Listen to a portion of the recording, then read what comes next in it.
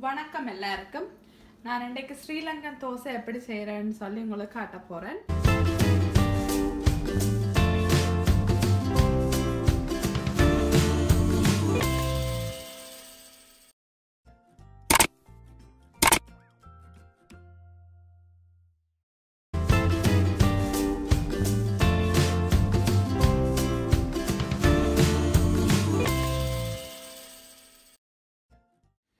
எல்லாரும் பசுமதி ரைஸில் தான் தோசை செய்வினோம். நான் இன்றைக்கி சிவத்த பச்சை அரிசி எடுத்துருக்கிறேன். இந்த கப்பால் 1 கப் அளவுக்கு உளுந்து எடுத்துருக்கிறேன். அதே கப்பால் அரைவாசிக்கு சிவத்த பச்சை அரிசி, அந்த கப்பால் 1/2 கப் சிவத்த பச்சை அரிசி, 1/4 கப் அவல், 1 டேபிள் ஸ்பூன் வெந்தயம், 1 துண்டு பான் வந்து கரையை பிச்சு எடுத்து வச்சுருக்கிறேன், கொஞ்சம் உப்பு. முதல் உளுந்த நல்லா கழுவி 5 மணித்தியால ஊற விடுங்க. சேம் டைமே அரிசியையும் நல்லா அரிசியை வந்து எப்பவும் நல்லா கழுவ வேணும். கழுவிட்டு பார்க்கல நீங்கள் வந்து அரிசி போட்டால் கீழே வந்து தண்ணியோடு அப்படியே தெரியணும் ஃபுல்லாக அரிசி வந்து. இந்த அரிசியில் கூட டஸ்ட் இருக்கும். அப்போ நல்லா கழுவி போட்டு ஊற விடுங்க. எல்லாத்தையும் சேம் டைம் 5 மணித்தியால நீங்கள் ஊற விட்டால் காணும். ஓகே, இப்போ நான் காட்டுறேன் உங்களுக்கு எப்படி அரைக்க போகிறேன்னு. என்னட்ட அல்ட்ரா கிரைண்டர் இருக்குது, ஆட்டுக்கல் மாதிரி. அப்போ நான் அதில் தான் ரெண்டே போட போகிறேன். உங்கள்கிட்ட எந்த கிரைண்டர் இருக்கோ நீங்கள் அந்த கிரைண்டருக்குள்ள போட்டு அடிக்கலாம். நான் இன்றைக்கு எப்படி இதுக்குள்ள போட்டு அடிக்கிறேன்னு சொல்லி உங்களுக்கு காட்டுறேன். எப்பவும் போடக்குள்ள முதல் கொஞ்சம் கொஞ்சமாக போடுங்க. உளுந்த ஒரே தரமாக போடாமல் கொஞ்சமாக போட்டுட்டு மிஷினை ரன் பண்ண விடுங்க.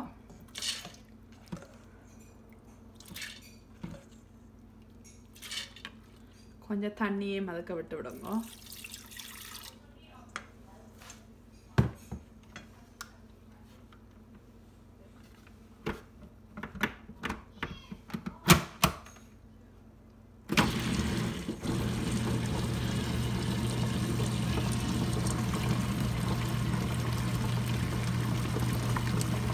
ரன் பண்ண விட்டுட்டு மீதியாக இருக்கிற உளுந்த கொஞ்சம் கொஞ்சமாக போட்டு விடுங்க.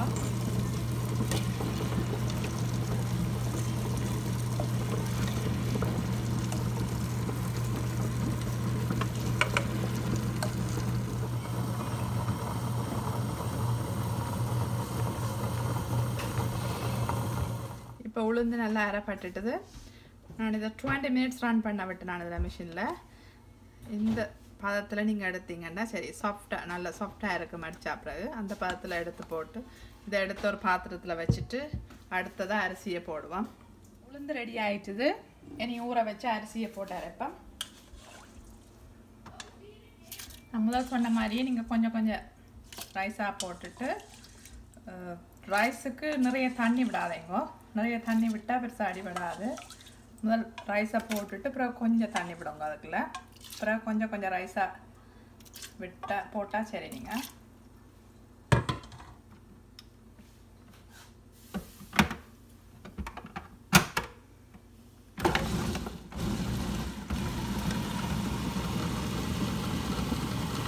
அரிசி அடிப்படுது.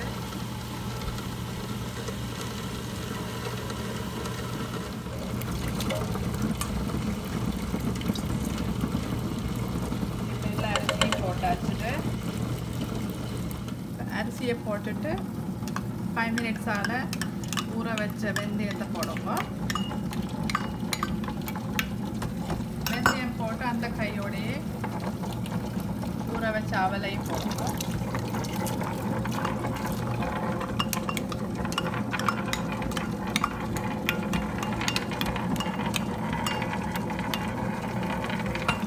அதோட ஒரு ஸ்லைஸ் பான் எடுத்து வச்சுருக்கேன். அதை சின்ன பிச்சுட்டு, பானை தண்ணியில் ஒன்று போட தேவையில்லை. பானை சின்ன பிச்சுட்டு அதையும் போட்டு 20 மினிட்ஸுக்கு ரன் பண்ண விடுவோம். இப்போ பாருங்கள், அரிசியும் ரெடி ஆகிட்டுது. இனி இதை அப்படியே வலித்து அரைச்ச உளுந்துக்குள்ளே போட போகிறேன். இப்போ பார்த்தீங்கன்னு சொன்னால் அரைச்ச உளுந்து அரிசி எல்லாத்துக்குள்ளேயும் 2 கப் அவிச்ச மாவு போட்டிருக்கிறேன். நான் முதல் எடுக்கணும்னு சொல்ல மறந்துட்டேன். 2 கப் அவிச்ச மாவும் இதுக்கு மிக்ஸ் பண்ணி கொஞ்சம் உப்பும் போட்டிருக்கிறேன். எனக்கு தேவையான அளவு தண்ணியை வந்து நான் நார்மலாகவே கரைக்கேக்க தோசை மாவு போட்டு கரைக்கேக்கிலே அளவான தண்ணியை விட்டு விடுறேன். நான் அடுத்த நாள் நான் தண்ணி சேர்க்குறேன்ல, நீங்கள் இதே மாதிரி கரைக்கேக்கில் அந்த டேயே தண்ணியை போட்டு கரைச்சி விடுங்க. கரைச்சிங்கன்னு சொன்னால் தோசை வந்து நல்லா வரும். நீங்கள் நார்மல் எல்லாருமே கூட வந்து அடுத்த நாள் தான் தண்ணியை எக்ஸ்ட்ராவை ஆட் பண்ணி போட்டு கரைப்பினா, நான் குழச்சி வைக்கிற அண்டே கரைக்கிறேன். நீங்கள் அதே மாதிரி தண்ணியை மிக்ஸ் பண்ணி கரையுங்க.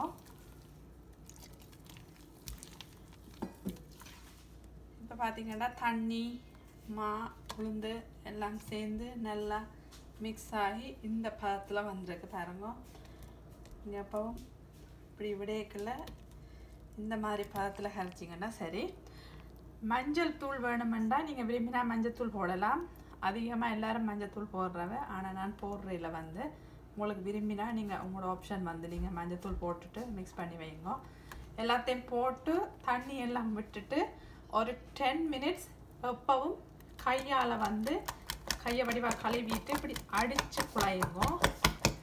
அடித்து குழைச்சிங்கன்னு சொன்னால் தோசை வந்து நல்லா சாஃப்டாக இருக்கும். நீங்கள் எவ்வளோத்துக்கு எவ்வளோ கையால் அடித்து குழைக்கிறீங்களோ அவ்வளோத்துக்கு தோசை வந்து சாஃப்டாக இருக்கும். ஏன்னா உங்களை கை வந்து சூடாக இருக்கேக்க நல்லா சாஃப்டாக வரும். வந்து இப்படி நல்லா அடித்து 10 மினிட்ஸ் நல்லா வடிவாக அடித்து மிக்ஸ் பண்ணி விடுங்க.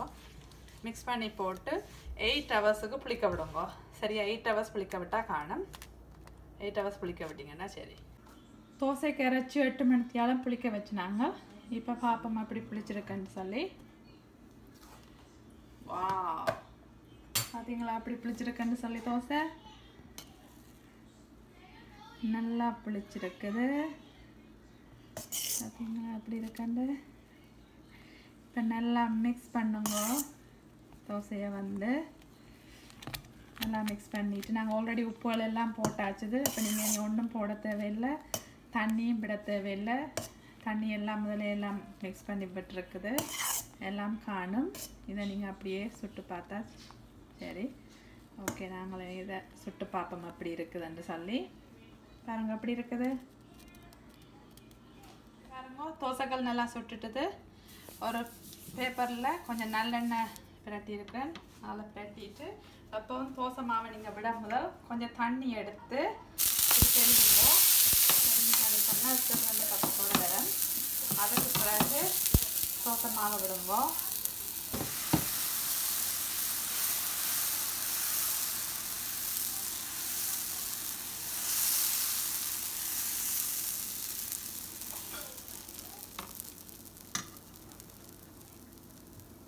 பாருங்க தோசை எவ்வளோ கண்ணா விழுந்துருக்கண்டு. கொஞ்சம் நல்லெண்ணெய் விட போகிறேன் மேலே.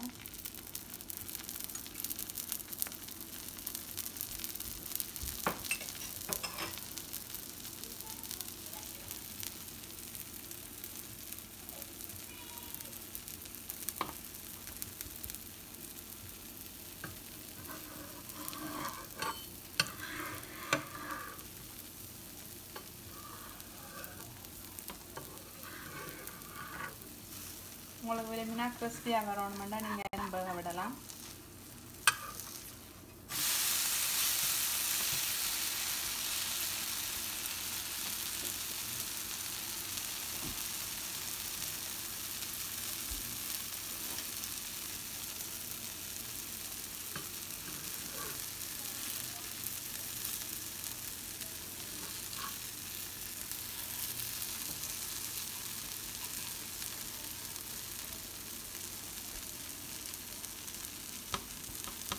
தோசை ரெடி ஆயிடுது.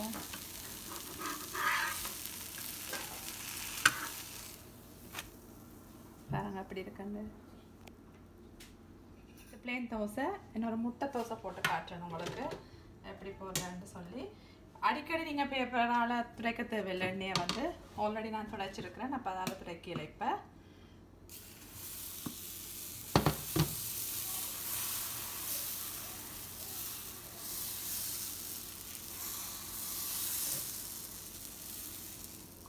சாப்பிட்றேன். ஒரு முட்டை ஊற்ற போகிறேன்.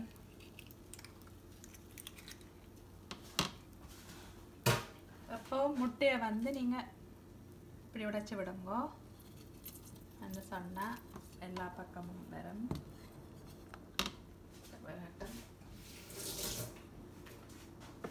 நான் வந்து இப்போ முட்டைக்குள்ள பச்சை மிளகாய் வெங்காயம் எல்லாம் போட போகிறேன். சிவத்த வெங்காயம் போடுங்க, டேஸ்ட்டாக இருக்கும். அதோட கொஞ்சம் வெட்டி வச்ச பச்சை மிளகாயும் போடுறேன். அதோட கொஞ்சம் மிளகு போட்டிங்கன்னா கொஞ்சம் வாசமாக இருக்கும். கொஞ்சம் உப்பு,